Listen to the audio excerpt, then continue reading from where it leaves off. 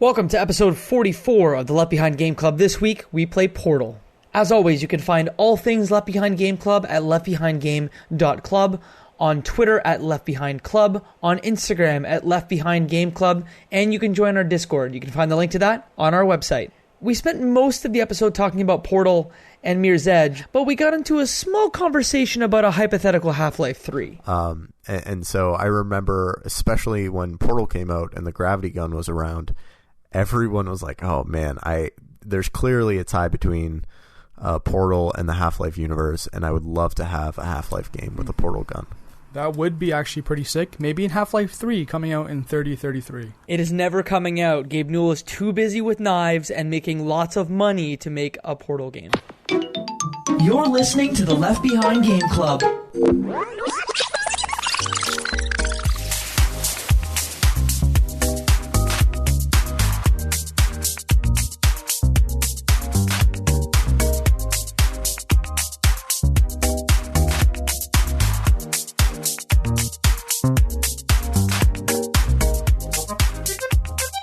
Welcome to the Left Behind Game Club, our never-ending attempt to make sure that no game is left behind. I'm your host, Jacob McCourt, and today I have two friends with me. The first friend, you know him, you love him. His name is Michael Ruffolo. I'm excited to talk about a great game. Let's talk about a great game with our second friend. His name is Murtadi. Hello! What's up, guys? So today we're talking about a game from the yesteryear of 2007. Today we are talking about Portal. Classic. This is a game that was developed and published by Valve on October 10th, 2007. It is a puzzle platformer. Gentlemen, let's just talk about a good video game. Yeah, it was Guys, good. do you remember when Valve made video games? Can we just address the elephant in the room right now? Where is Half-Life 3? Let's just get to that. This is we had a podcast about Portal, but we're going to talk about why Half-Life 3 isn't out yet. I just want to know, are you the person that has created that Twitter account? Is Half-Life 3 out yet? No, man. I didn't, but I always wonder. I feel like now they can't release it. That's my stance. I know there's a lot of people wondering, but I feel like they can't do it because whatever they release is not going to be good enough. I feel like they're never going to make another real video game ever again, as Michael kind of alluded to. I'm kind of okay with it. Yeah, I feel like it could never live up to the hype. Yep. But we're not here to talk about Half-Life. We are here to talk about Portal, correct? So, Jacob, I remember vaguely the year 2007, and I remember vaguely that this game had something to do with some, I think, MIT Media Lab students. Yeah, so what's the background of this? You're very close. They're kids. I say kids. Students from Digipen made this game in 2005 called Narbacular Drop, and this game was essentially like the framework that set up Portal. Now, I think what happened is these kids were brought on to Valve to make a real game, and Portal is said real game. They were hired and created Portal, which was essentially a spiritual successor to this game. So the whole premise behind it is you have this portal gun. And this portal gun, you start out by just shooting one portal, but eventually you get a portal gun that lets you shoot two portals, one blue and one orange, that will allow you to solve puzzles by quickly moving either between rooms, having objects come to you, and really it just goes on from there. This game released... it was a Source Engine game, which for those of you kind of following at home, Half-Life 2, Team Fortress 2, there are a ton of games that came out on Source. In addition, it was also released, in addition to being released on Windows, Linux, and on Mac, it was released on the Orange Box, on Xbox 360 and PS3, along with 4 other games as well. Yeah. So I initially played this game as part of the Orange Box, I believe on my Xbox 360, and then again later played it on my PC, for nice shinier graphics. Mo, have you played this game before? Yeah, I think I followed the same path as you, but it was on Steam. This was probably one of the first big purchases I made on Steam was the Orange Box, because it was like the total value, bang for the buck. Did the Orange Box come with TF2? Do you guys remember? Yeah, it did. So the Orange Box came with Half-Life 2, Half-Life 2 Episode 1, Half-Life 2 Episode 2, Portal, and Team Fortress 2. Yeah, so what a value. I definitely that's how I got into all of those, and I wouldn't have known about Half-Life because I don't think I would have bought that game unless I got it on the orange box. And having a small library back then, I was forced to play it because I think I might have paid $20 to $30, but it was so many good games. And TF2, Team Fortress 2, I've put hundreds of hours into that. I still play it to this day, like once in a while when I'm like looking for something different. I'll jump back into TF2, and it was awesome. The orange box was great. We know you're a demo. Yeah, actually, I'm an engineer. Coincidentally enough, really? I'm an engineer in TF2 and I'm an engineer in life. Haha, look at that. Look how things happen. No, anyways. It's foretold. Yeah. No, I loved TF2. I loved Half-Life. Portal was also a nice little gem in the package. And let's get into it, guys. Jacob, you did touch on the mechanics of like the portal gun, but even before that, they kind of start you off very ground zero, no portal guns whatsoever. You wake up kind of in this cube, and some lady talks to you. Yeah, so I had played this game I looked at my Steam library before I started, and I played this game for 33 minutes, which means that I first played it and then bounced off hard. And that's because I'm not good at video games. And, when I was a high schooler, when this game first came out, 11 years ago, I was immediately no, this is too hard for me. If I have to use a guide, I'm not going to play it. So you're dropped in, and they actually start the ramp really, really nicely, where there's a computerized voice it starts off very pleasantly and is like, you need to get this portal gun. You need to use this portal gun to solve, or you need to explore this facility. And then the computer voice just gets more and more maniacal as time goes on. So yeah, initially you actually don't even go to that portal gun. When you wake up in your little box and that voice kind of talks to you, it kind of says, "Hey, you're a test subject more or less. We're gonna run some tests, and you're kind of okay with it." And I want to say she or he for the time being is like, you need to advance through this next stage and try to move forward, and you start moving around some cubes and try to get to the end of the current test base before you even get that gun. So they start you very ground zero and move you up step by step by step and kind of challenge you every little bit of the way. I think once you get the gun, that's when it kind of starts getting really fun, and you're able to learn, hey, you can create an entrance and an exit, and you can put it on any standard white wall within your little test room. How did you guys find the first ramp up / couple levels? So this game, I think, was incredibly good at holding your hand and teaching you how to play the game.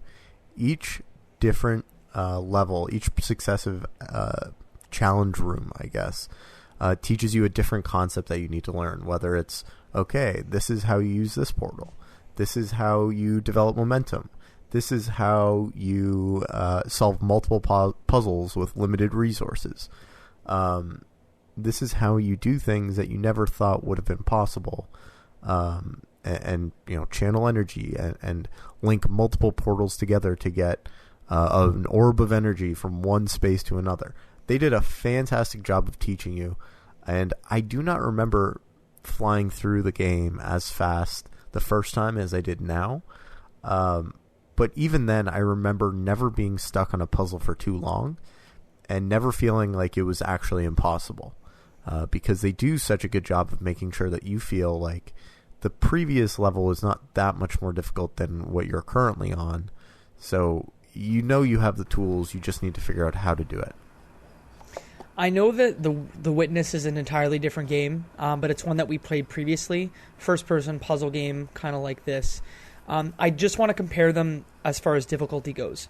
So for me, the Witness was skull-crushingly difficult in some ways, and there were very I don't know if it was because there was a time pressure or because I'm not very good at video games, but I just couldn't wrap my head around it, and I didn't have as much fun as Portal, only because of how, like you said, the ramp was great, but also the amount of cues that they put in for players to look at. So even the small things, like when you start to learn about momentum, and when they start to teach you that, if you jump from, I'm making hand movements, let's say 10 feet high, if you jump from 30 feet high, how fast you come out of the portal will be different. And they actually illustrate that on the floor or on the wall by putting little dots, whether it's 1 dot, 2 dots, 3 dots, just to be like, hey, this is the first height this is the second height, this is the third height. And then even little signs on the wall that are, showing you little cartoon drawings of a man going through a portal and then coming out. To me, it was those little cues and how like subtly the difficulty kind of ramped that made me really enjoy Portal. Like, I was dreading playing this game, and I was delightfully surprised at how quickly I took to it. Yeah, I remember my first playthrough, Jacob. I was in the same boat. There's something that kind of gets stuck on, but those little like signs and cues and like illustrations that explain momentum and jumping in general, I've never seen that done in a game where like they're kind of showing you what you might be able to do, but they're not giving you the actual solution. It's saying, hey, maybe kind of try this or see what the picture's doing. I loved it. I loved the challenge, especially like once you actually do something unique, like jumping from, let's say, 30 feet in the air through the ground. That way you can launch yourself back through that original portal and project yourself another 30 feet forward. It's so cool. And one of my favorite parts about that, too, I think the first time that you actually launch yourself, when you learn about momentum, you hear that like robotic voice go, wee. I did really enjoy that. Yeah, I love the monotone voice. Yeah, I think one of the things that is fantastic about this game is that it could have been just a very well-designed puzzle game, but the writing is so fantastic throughout. If I remember correctly, I think it's Erik Wolpaw that's the writer for Portal, and not only is the dialogue from GLaDOS and from the little turrets funny, and not only do they do a great job of giving you some like mystery and pulling you through the game, but there's also these, side elements that I don't think it needed to be part of the game, like the little caverns and behind the panels where you could go and see people who had drawn The Cake is the Lie and all the companion cube art all over the place. They do a fantastic job building a story in a world around Aperture Science and making it something that's felt lived in and with a lot of personality. Yeah, and I think it's worthwhile to note that Wolpaw not only wrote on Portal and Portal 2, but he also did a lot of writing on Psychonauts and is doing writing on Psychonauts 2. So just kind of tying those two together. The writing in this game, I don't think there was a ton of it, but whatever writing there was great. Yeah, I think it was well done. I think Mike touched on it really quickly too, but it's also like touched on pop culture a lot. Like that Cake is a Lie thing. If you hear someone mention it, you immediately kind of think of, hey, it's from Portal. You kind of build that rapport with someone right away. Oh, this guy definitely played it. Oh, yeah. It's like a gaming staple. If you bring that up, people know, yeah, you played Portal. It's I liked it. I liked playing that. And the back storyline, the side storyline, and the writing in it, one of my favorite parts is the robot. I can't, please correct me if I don't know the name, but the robot person who's talking to you the entire time, GLaDOS. GLaDOS. Always leading you on. You kind of sense something is fishy, like as if like they don't have the best interest of you, and eventually later on you find out, hey, something's really weird going on, and then you end up getting to the untrustworthy narrator, similar to what is it, HAL 3000 in 2001: A Space Odyssey. She's constantly lying to you. HAL 9000. It might be 9000. I trust you there. But what you find is that she's consistently lying to you throughout and saying, this puzzle is impossible. I'm sorry for putting you in this place, in this impossible puzzle. And then when you make it through, she says like, oh, we were just testing you. Or we were just testing your resolve, and you've passed with flying colors. And after each successive puzzle, there's more and more lies that stack up until you eventually find the truth. That the cake is a lie. Can I just share something that like really surprised me about this game? Absolutely. I had like no spoilers about this thing. I don't know how I avoided spoilers on Portal for 11 years, but I just thought that this game was strictly about like solving puzzles in a facility. Like, I had literally zero knowledge of Portal coming into this. I'm like, Portal, orange and blue, cube with a heart on it. I don't know. But what I really appreciated as well, in addition to the things we've already covered, is how like it takes a hard right turn at about like the 80% of the game mark in a way that I really didn't expect. I think that's what like a lot of people did playing the game initially, and probably even to this day, no one really I don't know if there's that much like coverage on it in general, and knowing that there is kind of a trick in the end. No one really talks about it that way unless you've listened to a podcast before about Portal. When you come in playing it, I don't think you are expected to know that, hey, something fishy's happening in the end, but it's done so well and so tastefully. I really liked it. Well, yeah, especially how like you go from these very clean laboratory environments. The game on the wall, if you pass by any wall, it's like, hey, you have, I think the number is 19 puzzles to solve. So, you know, I kind of knew going into this game was, you know, about 2 to 4 hours, depending on how quickly you can do the puzzles. So I'm like, oh, that's cool. You know, I'll get to the end of this and then it'll be done. And then like hard right turn, you immediately like exit the very clean laboratory looking parts of the facility and like get into some really grungy stuff. Why don't we talk about our favorite levels?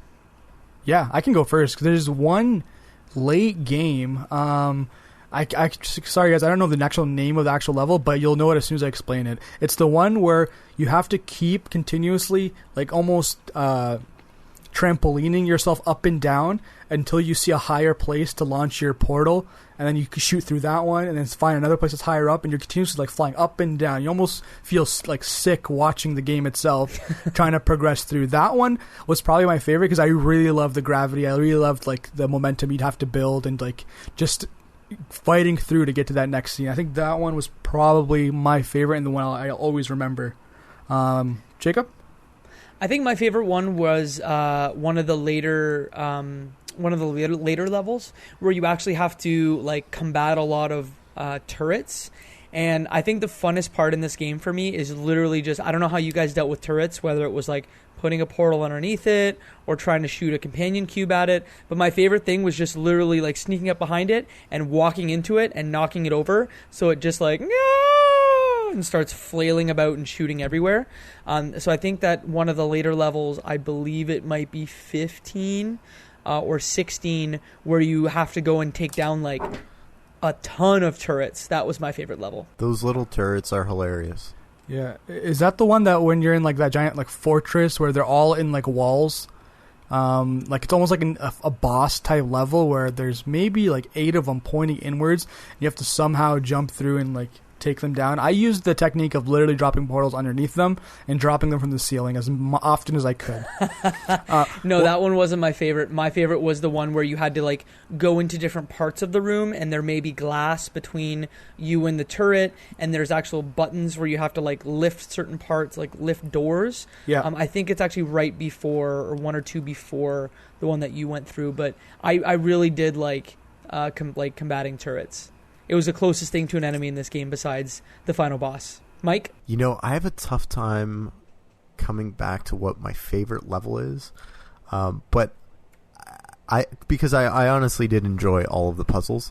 I think the one that I felt the most satisfaction was when GLaDOS was continuously telling me that it was impossible and I was able to solve it. I think it was a fairly early level. I think it must have been within the first 10 or 15.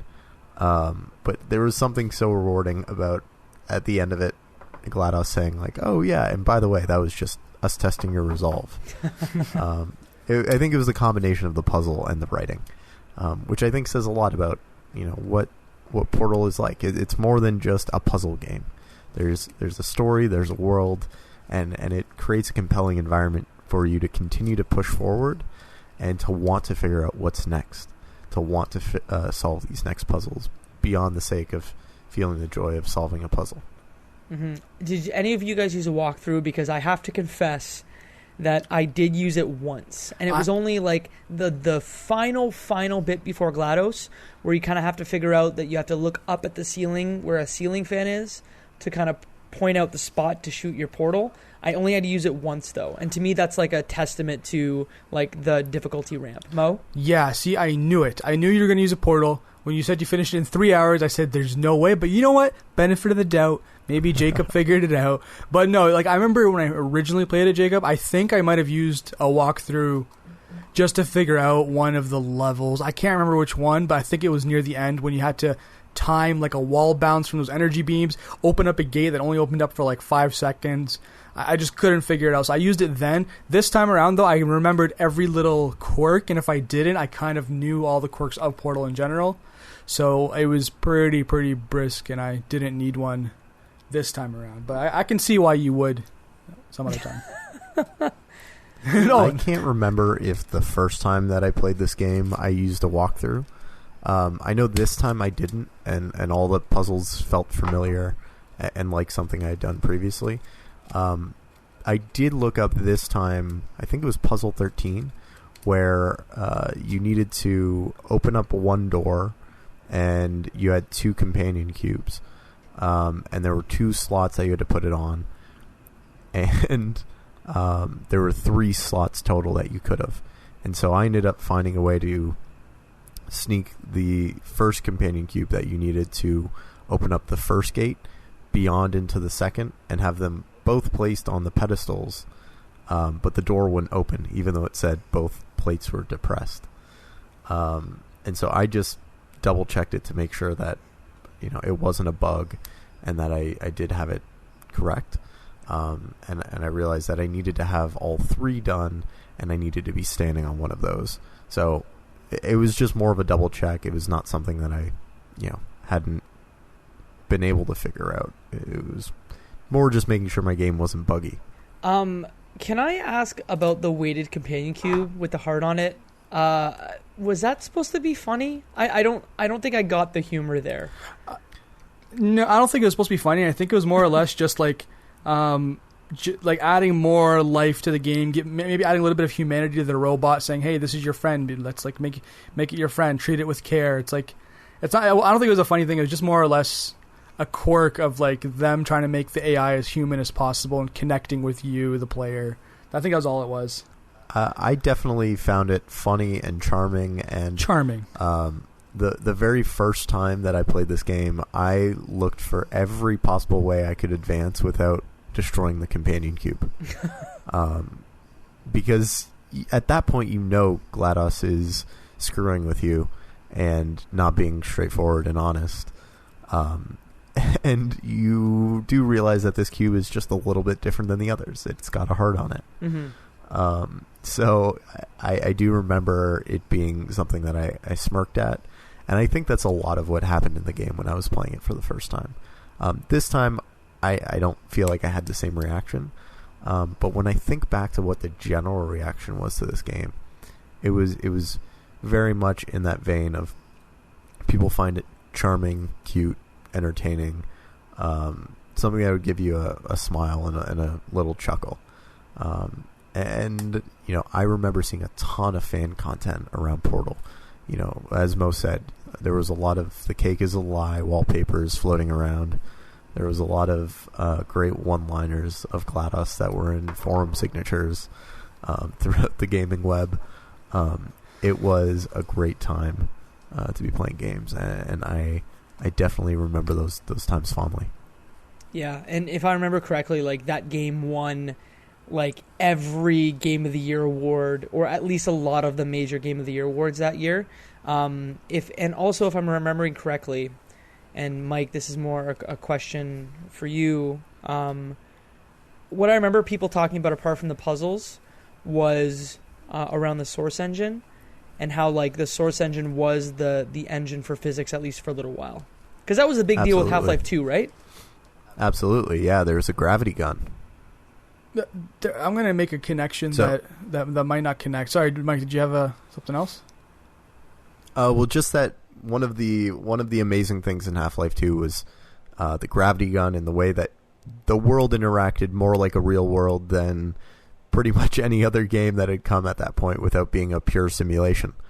And so I remember, especially when Portal came out and the gravity gun was around, everyone was like, oh man, there's clearly a tie between Portal and the Half-Life universe, and I would love to have a Half-Life game with a Portal gun. That would be actually pretty sick. Maybe in Half-Life 3 coming out in 3033. It is never coming out. Gabe Newell is too busy with knives and making lots of money to make a Portal game. Yeah, it's going to be like Star Wars. They're going to wait like 30 years, and then they're going to release Half-Life 3, and it's going to be terrible, and it's also going to be a meme about how terrible it is. It's doomed to fail. Oh, boy. Well, why don't we talk about a very triumphant moment in this game, the final boss encounter with GLaDOS. Yeah, how unique was that it was more or less you walk in and you kind of realize, holy smokes, this giant robot's gonna kill me.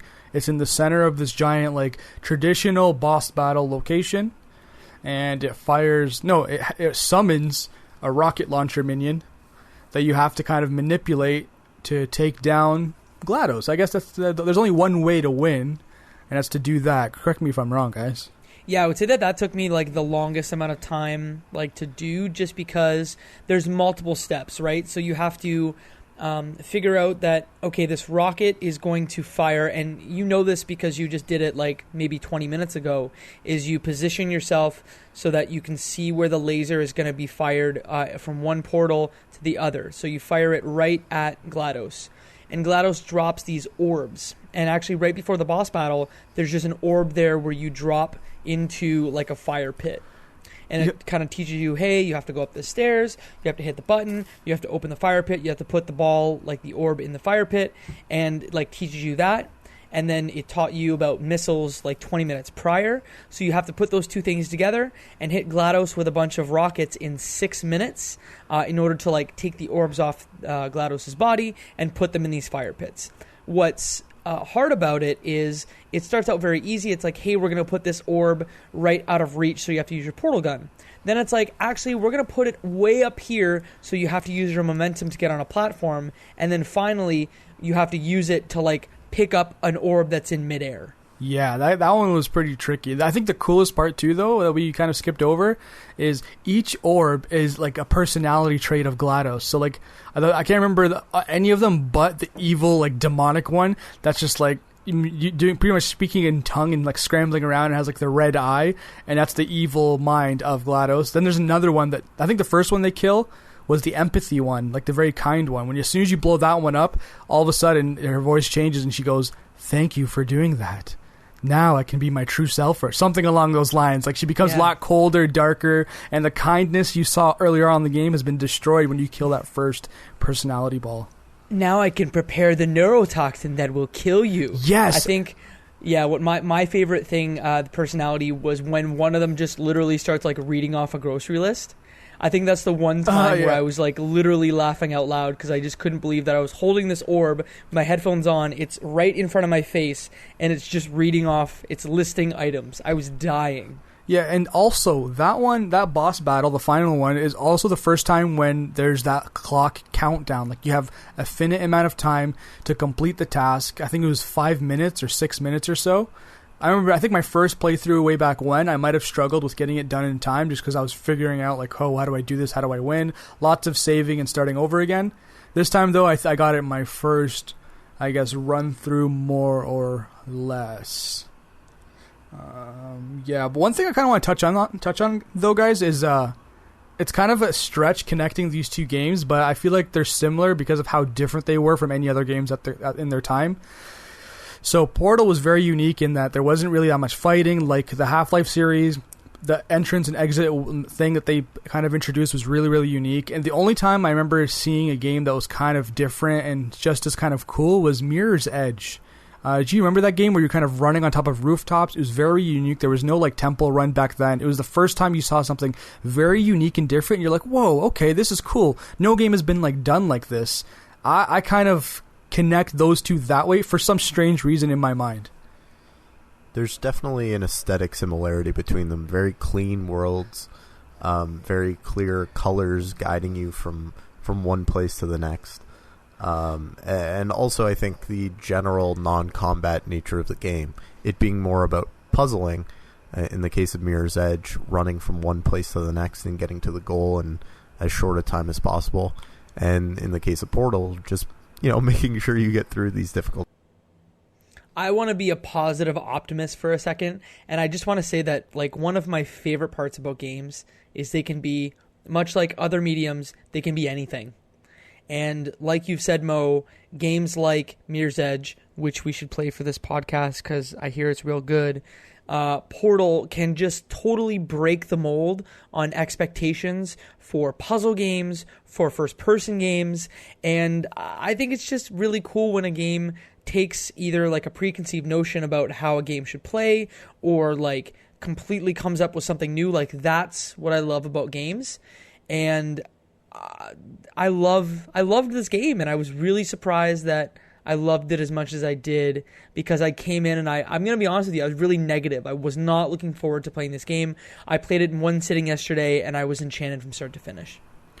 Fun little fact. I actually have never played Mirror's Edge. I might have played like a demo way back when, and kind of seen videos on it. So if we're down to play it, guys, hey, maybe sometime in the future, let's kind of lock that one in. I liked Portal. It was well-rounded. Loved it back then. It was fine playing it this time around. I knew all the puzzles, so I didn't get like the reward of like completing something tricky, like the satisfaction of completing a challenge. But it brought back some good memories. It still played well, still held up. If someone hasn't played it, I still think they should kind of pick this one up. Yeah, I just want to make one note about it, and it's for people that maybe want to pick it up on a past generation console. If you want to play it on PS3, I don't think either of you played it on PS3. I think we played it all on PC. But I know that back in the day there were issues with performance on games in the orange box. And I believe it's because Valve at first didn't handle the actual port of the game. And I mean, if you want to go back, you can read Portal or PS3. You can read orange box PS3 stuff all day long. But I would probably say the ideal way to play it is PC. And you could probably get it for dirt cheap, probably even free in some instances on Steam. Mike, do you have any final thoughts about Portal? I know there was a while that Valve was giving out Portal for free if you installed Steam. I don't know if that's still the case. But what I would say is that Portal is a fantastic game, and I would recommend it to absolutely everyone. I think the writing's amazing. I think the puzzles are fantastic.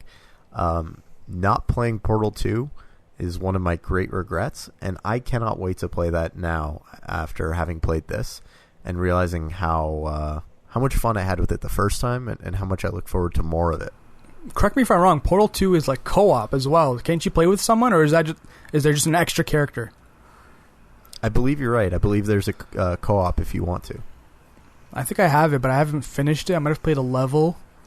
I have to look into my Steam library. But like you, Mike, I really want to play Portal 2. I might actually throw it in like the rotation sometime soon. Probably more likely than not. Let's tag team it, Mo. Oh, I'd love to. It's dirt cheap. It's like $10 you can get it for.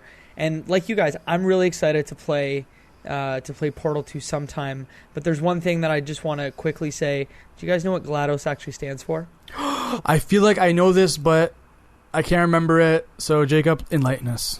Michael, do you have a guess? Guess for us. I don't have a good one. Somebody guess. Come on. GLaDOS. It's the Genuine Learning Apparatus Diane Your Soup. There's no Y in there. Oh, I thought it was like Gladys Knight or something. Never mind. Continue. Genetic Life Form and Disk Operating System. Oh, that's so close. I missed like one. Not grandma's like dog Diane outside soup sinews.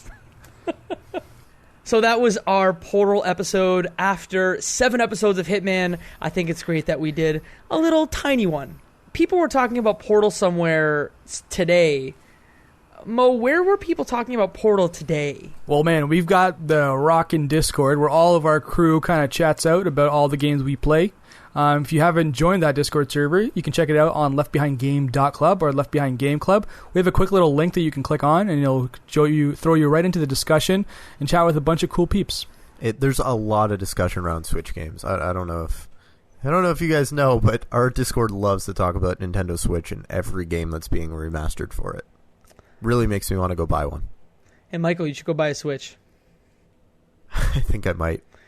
Michael, if the folks want to find you on the internet, where can they do so? They can find me on the Discord in the hashtag Game Deals section, looking for a good deal on a Switch.